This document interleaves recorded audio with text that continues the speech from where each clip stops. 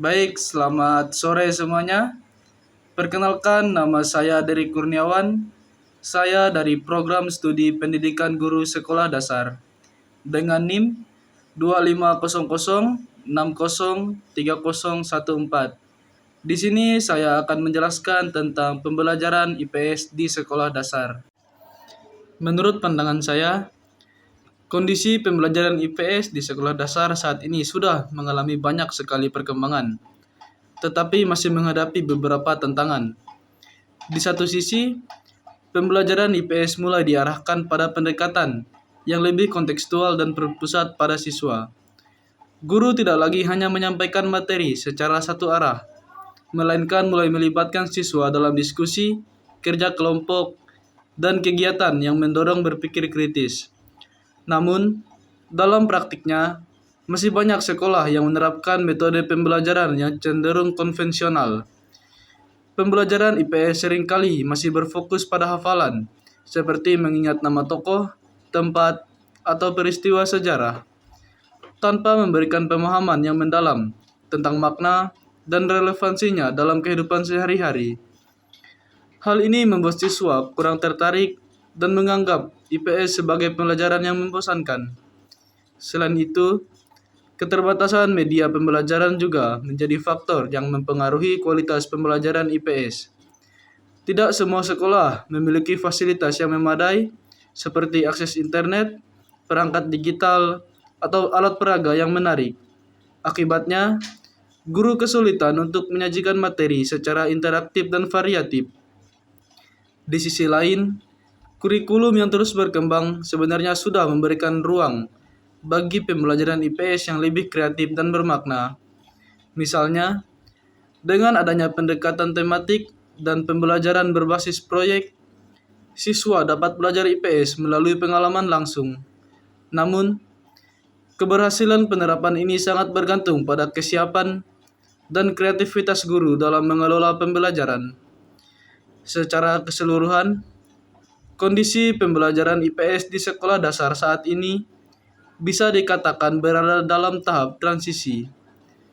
Ada upaya untuk menuju pembelajaran yang lebih modern dan relevan, tetapi masih diperlukan peningkatan dalam hal metode, media, dan kompetensi guru agar tujuan pembelajaran IPS dapat tercapai secara optimal. Pendapat saya tentang relevansi materi IPS di sekolah dasar dengan kehidupan nyata siswa saat ini. Menurut saya, materi IPS di sekolah dasar sebenarnya sangat relevan dengan kehidupan nyata siswa, karena IPS mempelajari berbagai aspek kehidupan manusia, seperti sosial, ekonomi, budaya, dan lingkungan.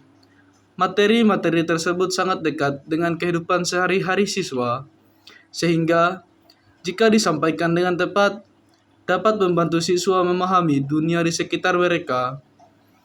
Sebagai contoh, materi tentang kegiatan ekonomi dapat dikaitkan dengan aktivitas jual beli yang sering mereka lihat di pasar atau warung.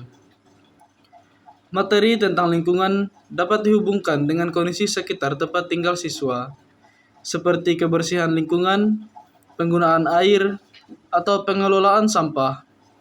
Dengan pendekatan seperti ini, siswa tidak hanya memahami teori, tetapi juga dapat melihat langsung penerapannya dalam kehidupan sehari-hari.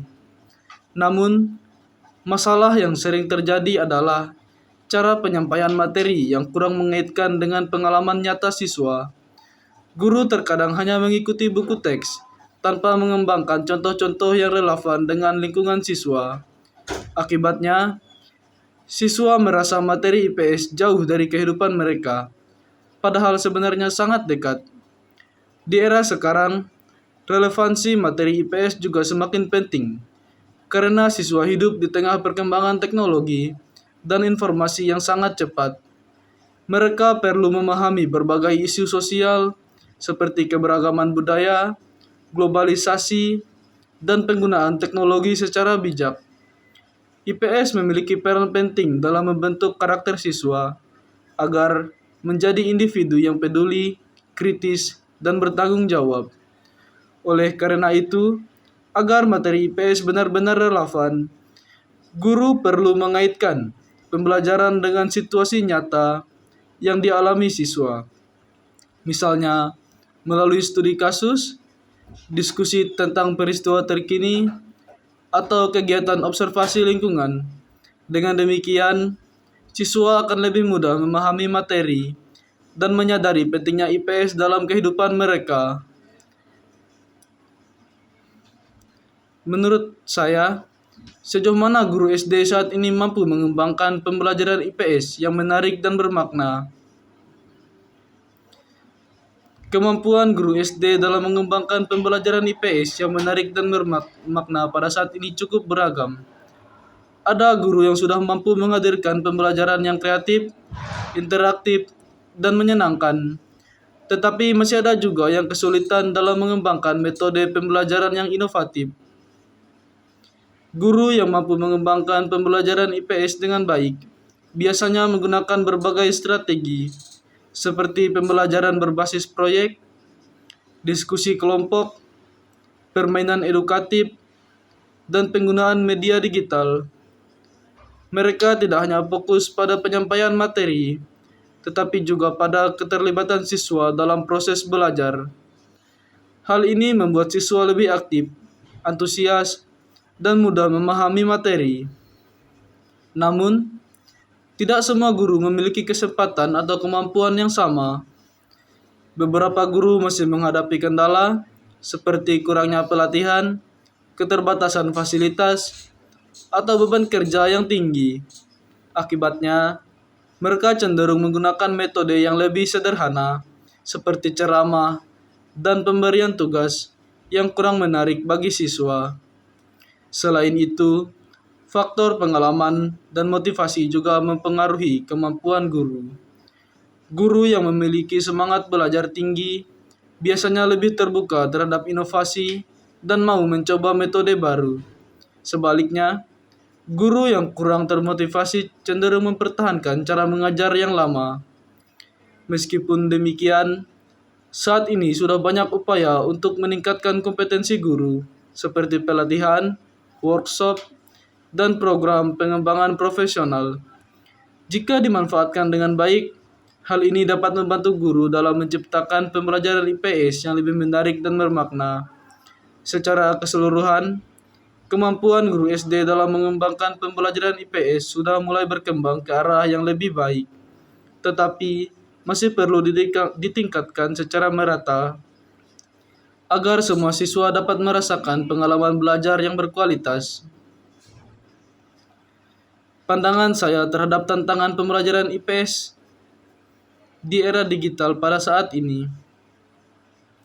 Pembelajaran IPS di sekolah dasar menghadapi berbagai tantangan sekaligus peluang. Salah satu tantangan utama adalah bagaimana memanfaatkan teknologi secara efektif dalam proses pembelajaran.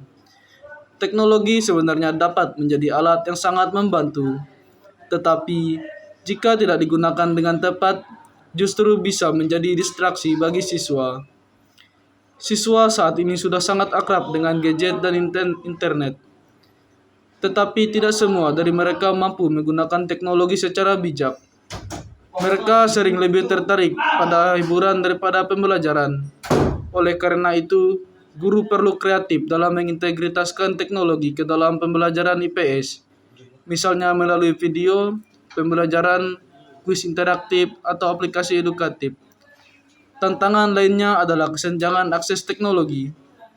Tidak semua siswa memiliki perangkat atau koneksi internet yang memadai.